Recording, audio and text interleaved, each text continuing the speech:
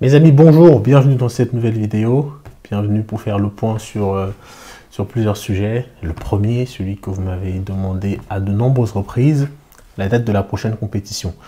Je ne sais pas exactement quand sortira cette vidéo, mais quand elle sera en ligne, je vous préciserai sur le titre à combien de semaines je suis de la prochaine compétition. J'ai décidé de refaire plus ou moins le même parcours qu'en 2023, donc c'est-à-dire l'année dernière, de refaire la première compétition que j'avais faite l'année dernière au Portugal. Donc on retourne au Portugal et elle a lieu le 7 juillet, cette compétition à Lisbonne, si ma mémoire est bonne, je crois que c'est ça. Et la pesée, c'est le vendredi et la compétition, c'est le dimanche. Pourquoi j'ai choisi cette compétition? Pour plusieurs raisons, mais on va les scinder en thèmes. On va d'abord choisir l'aspect personnel, émotionnel, bref, tout ce qui m'a poussé personnellement, au-delà de l'aspect stratégique, planification, sur la préparation à choisir cette compétition. Je voulais refaire le parcours de 2023 en faisant une sorte de sans faute et en montrant réellement que là, je débute vraiment, que l'expérience que j'ai pu acquérir sur l'année passée s'exprime maintenant. Donc le premier pas, c'est de refaire ce parcours-là. Ça me tient à cœur de faire ça. Donc c'est une des raisons qui m'a poussé à choisir cette compétition, parce qu'aussi, voilà, je voulais remonter sur cette scène du Portugal qui était pour moi assez bien organisée. En tout cas, moi j'ai eu une belle expérience là-bas.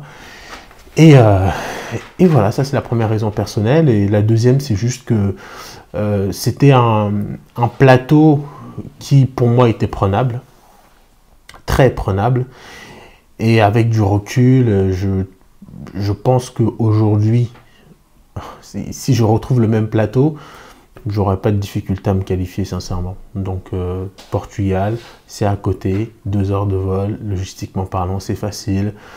Et en termes de stratégie de compétition, c'est très intéressant parce qu'on a 2 jours de recharge. Alors c'est les mêmes conditions pour tout le monde, hein, donc chacun fera sa stratégie, mais 2 jours de recharge, c'est très intéressant.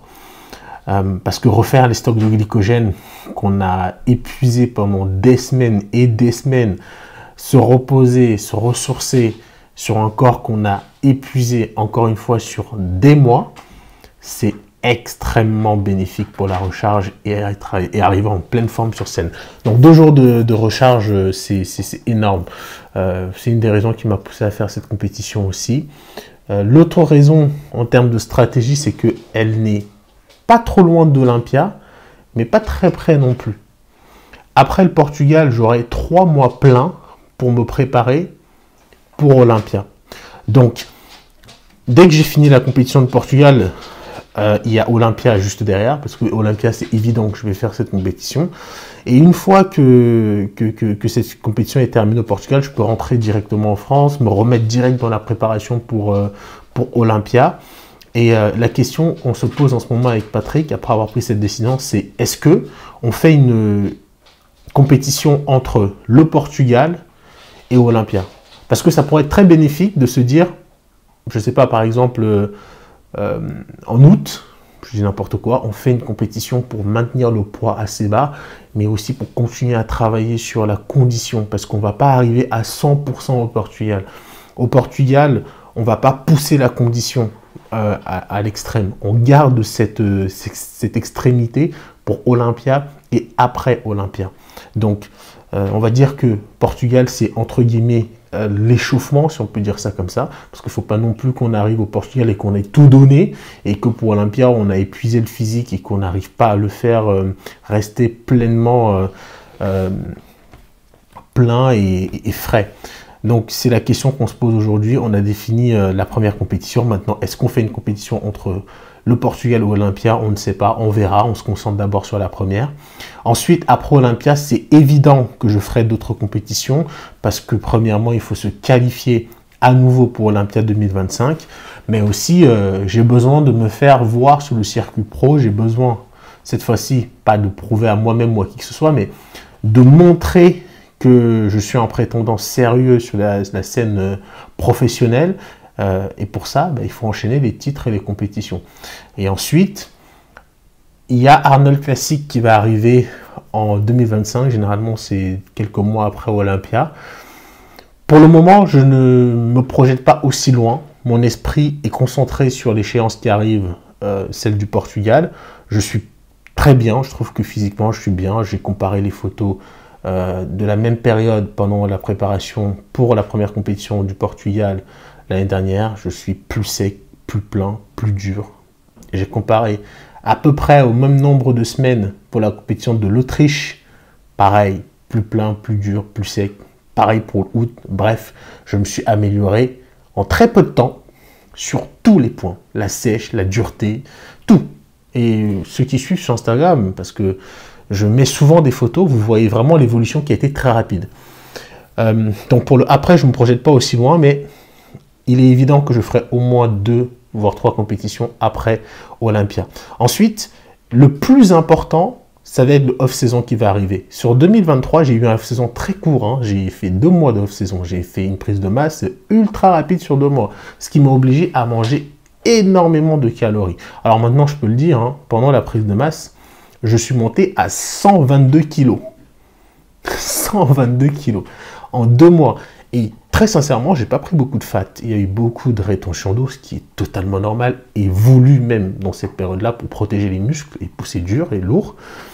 Mais je suis assez surpris de voir que pour une fois, avec une prise de masse qui a été stratégique, contrôlée de bout en bout, je réagis aussi bien. Parce que j'ai toujours eu cette appréhension de prendre du poids et me dire ça va être dur de sécher après. Alors là, ça a été tout l'inverse. Le poids a été facile à prendre, ça je m'en doutais. La sèche, encore plus facile. Le poids, j'ai perdu 12 kilos en à peine un mois.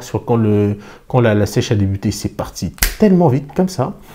Et après, bon, la sèche a commencé à ralentir à partir d'un certain moment. Et là, je suis toujours en sèche, bien sûr, mais le poids a encore baissé. Je suis très en avance sur ce qu'il faut pour cette compétition.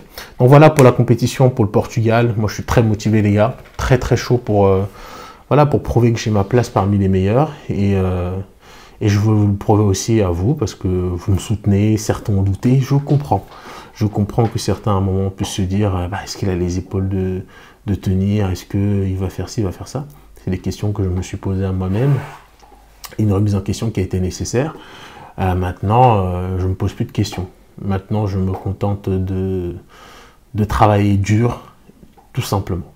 Et les questions que je pouvais me poser avant, qui pouvaient me polluer l'esprit, je les ai évincées. Et ce qui se dit, ce qui se fait autour de moi ne m'intéresse plus. Tout ce qui m'intéresse là aujourd'hui, c'est juste d'être bon, très bon sur scène. Point. Et je vois beaucoup de spéculations, oui, ceci, cela, nanana. Le physique qui est affiché pendant une préparation est le fruit de ton travail. Parce que beaucoup pensent parfois que quand tu n'affiches pas un physique exceptionnel, c'est parce que tu as été feignant. C'est que vous ne comprenez pas comment fonctionne la préparation. Il y a beaucoup de choses qui changent énormément pendant une préparation, ou même quelques heures avant. C'est pour ça qu'on dit qu'il faut attendre le produit final jugé sur scène. Combien de compétiteurs on voit pendant les préparations qui ont un physique exceptionnel, plein déchiquetés, mais sur scène, ils sont voilés, c'est-à-dire qu'ils sont recouverts d'une couche d'eau, où ils perdent leurs conditions. Ça peut aller très vite. Hein.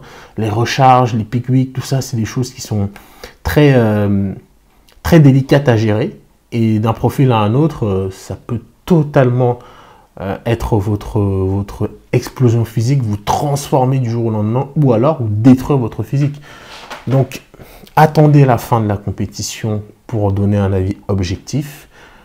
Je sais que vous n'êtes pas tous des professionnels du bodybuilding, il y a des avis qui sont plus pertinents que d'autres, mais malgré tout, je pense qu'il est plus intelligent d'attendre le produit final pour émettre un avis objectif. C'est la seule chose qu'il y a à faire. Pendant la préparation, ça ne sert à rien de spéculer. Vous pouvez spéculer tout ce que vous voulez, mais ça se passe sur scène et nulle part ailleurs. Voilà, c'était tout pour cette petite vidéo très rapide. J'avais promis de vous tenir au courant pour la prochaine compétition, c'est ce que je fais.